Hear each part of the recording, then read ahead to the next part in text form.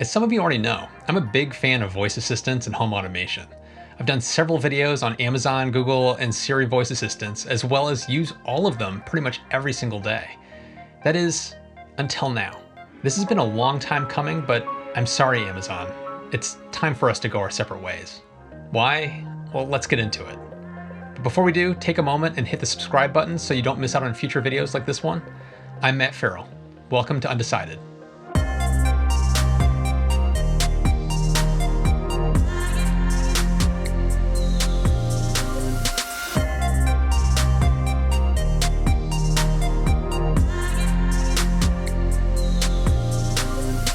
So why am I breaking up with Amazon Alexa?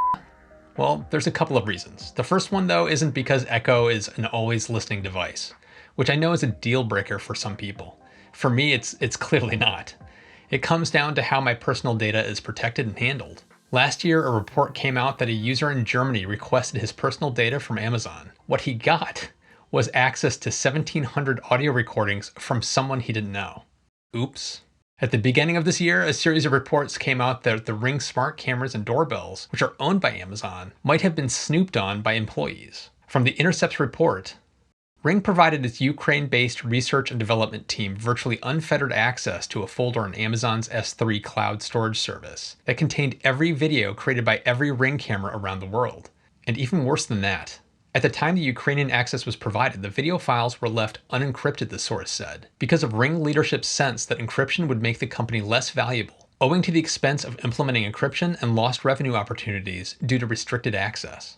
And now we have reports that a team of contractors hired by Amazon have access to a small sampling of user recordings. That in itself isn't shocking, because humans need to review and annotate the accuracy of what Alexa thinks is being said. In fact, it's somewhat standard practice for all of the services, but some of Amazon contractors have access to latitude and longitude information from when you registered your Amazon device. That means they can tie a recording back to your home address. The recordings should be anonymized from the reviewers so they can never tie back to a specific customer. So let's compare how Amazon, Google, and Apple handle the voice recordings they collect. It's an enlightening comparison. As we've already established, Amazon uses a group of contractors for reviewing and annotating a small sampling size of voice recordings to improve the product. Employees aren't supposed to have direct access to identifying information, but they do have access to account numbers, first names, and device serial numbers. Even though Amazon's website states that they don't store Echo data unless the magic wake word is used, it sometimes does record audio files from false wake moments. Anyone with an Echo has experienced this when you're watching something on TV and it causes that familiar light and chime to go off. According to one report, sometimes listeners hear users discussing private details such as names and bank details. In such cases, they're supposed to tick a dialog box denoting critical data, then move on to the next audio file. Turns out that human reviewers are transcribing those wake wordless recordings too anyway. Whether or not activation is mistaken, the reviewers are required to transcribe it. One of the people said the auditors each transcribe as many as 100 recordings a day when Alexa receives no wake command or is triggered by accident.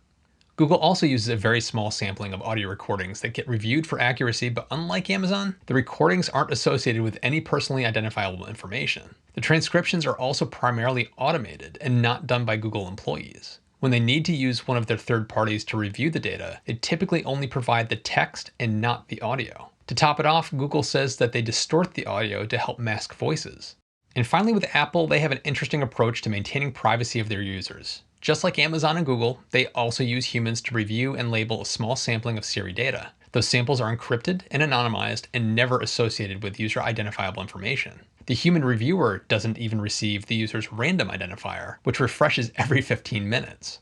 Recordings that have that identifier are permanently stripped from the recording after 6 months of storage. They keep the recording to help improve Siri's voice recognition going forward. So of the three, it appears that both Google and Apple are taking greater steps to anonymize and protect our privacy. Apple has released an extensive white paper on exactly what they're doing. So what's the second reason for my Amazon Alexa breakup? Well, I found both Google Assistant and Siri to be easier to use with better natural language recognition. You don't have to phrase a request or a question in a very specific structure, especially with Google, which is the best of the three. Combine that with the fact that the majority of what I use voice assistants for now work across all three. There's no compelling Amazon Alexa only feature that's a must-have anymore. In my kitchen, I have a Sonos One with Alexa enabled and a Google Home Hub that I picked up last fall. I use the Google Home Hub all the time now for everything in the kitchen. Not only does it have better natural language recognition, but the screen is a great addition. Being able to see timers that we set as we're cooking, or seeing a news report or the weekly weather report in addition to hearing today's weather, it's quickly becoming my go-to device in the kitchen.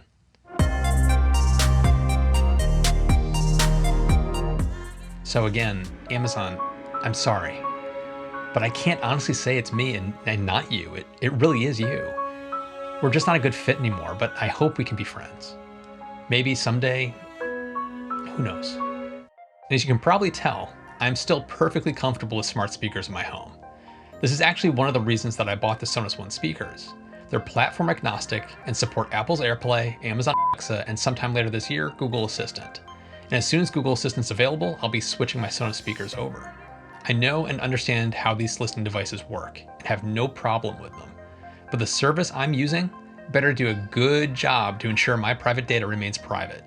Not just putting policies into place to make accessing my information against the rules, but also to make it so that employees simply can't access it even if they want to. So what do you think? Are you a when hell freezes over kind of person when it comes to smart speakers? Do you still trust and like your Amazon Echo devices? Or have you switched, and why?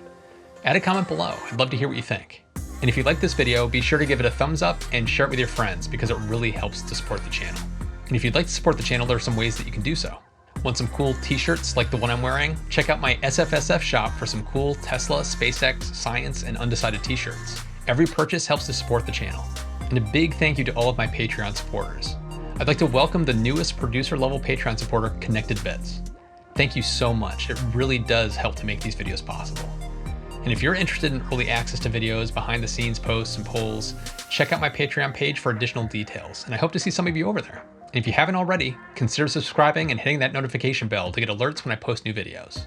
And as always, thanks so much for watching, and I'll see you in the next one.